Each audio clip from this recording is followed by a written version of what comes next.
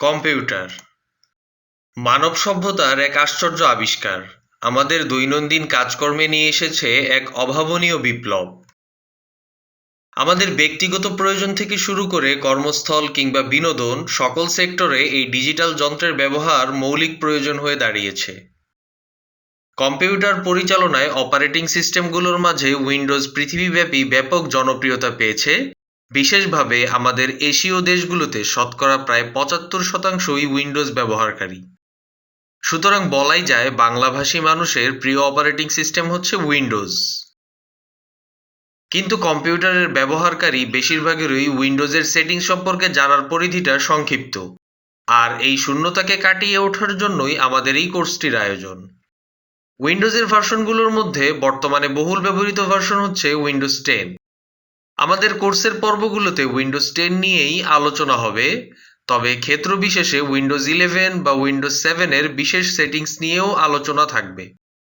তবে উইন্ডোজের এই 3টি ভার্সনের সেটিংসগুলো দেখতে প্রায় এক এবং ব্যবহারও সেম। তাহলে চলুন আর দেরি না করে শুরু করা যাক। কম্পিউটার ওপেন করার পরে আমাদের সামনে যে ইন্টারফেসটি আমরা দেখতে পাই এটিকে বলা হয় ডেস্কটপ। ডেস্কটপের নিচে সমান্তরাল যে লাইনটি দেখতে পাচ্ছি এটিকে বলা হয় টাস্কবার। টাস্কবারের একেবারে ডান দিকে একটি অপশন, এটিকে বলা হয় নোটিফিকেশন বার। এই নোটিফিকেশন বার শুধুমাত্র আমরা উইন্ডোজ 10 এবং উইন্ডোজ 11 ভার্সনগুলোতেই পেয়ে থাকি। এর নিচের ভার্সন উইন্ডোজ 7 কিংবা উইন্ডোজ 8, 8.1 এ আমরা এই ভার্সনগুলো পাই না। এরপরে আসি আমাদের টাস্কবারের একেবারে বাম দিকে স্টার্ট বাটন। স্টার্ট বাটন থেকে আমরা কম্পিউটারের খুঁটিনাটি সকল দিকে সকল অপশনে অ্যাক্সেস করতে পারি। আমাদের কোর্সটিতে খুঁটিনাটি সকল বিষয় নিয়েই আলোচনা থাকবে।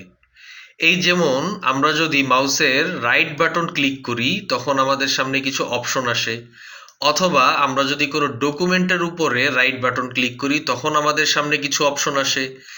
এরকম আমাদের সামনে যত অপশন আসে কিংবা আমাদের কম্পিউটারের সেটিংস, কন্ট্রোল প্যানেল ইত্যাদি সম্পর্কে আমরা বিস্তারিতভাবে এই কোর্সটির মধ্যে জানতে পারবো।